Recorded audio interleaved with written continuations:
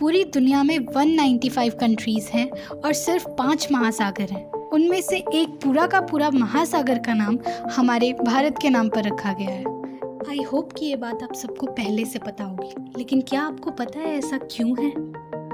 Iran, Pakistan, Bangladesh, Indonesia और Australia जैसी countries से अपना बाउंड्रीज शेयर करने वाले इस महासागर को इंडिया का इनाम क्यों दिया गया?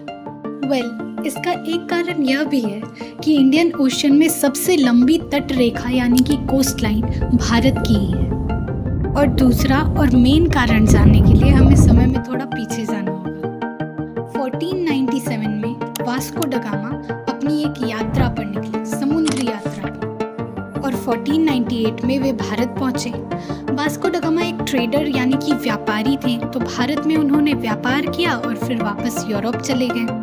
और वापस जाकर उन्होंने पूरे यूरोप को इंडिया के बारे में बताया। कहा जाता है कि इससे पहले भारत के अस्तित्व की जानकारी विश्व को नहीं थी। जब बाकी व्यापारियों को भारत के बारे में पता लगा तो उन्होंने भी व्यापार के लिए समुद्री रास्ते से भारत आना शुरू कर दिया। उस समय भारत में कई तरह की कलाकृतियों की, सोना, चांदी और कई सारे जेम्स और स्पाइसेस यानी मसालों की भरमार थी।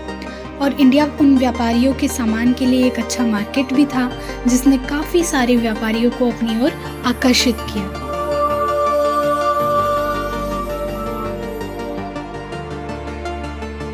जिस रास्ते से वास्को ड गामा हमारे देश में आए थे, उसी रास्ते से अब कई सारे व्यापारी भी हिंदुस्तान में आने लगे। इसीलिए उन सब व्यापारियों के बीच में अब उस महासागर को हिंद महासागर के नाम से बुलाया जाने लगा, क्योंकि आखिर आना तो उन्हें हमारे हिंदुस्तान में ही था।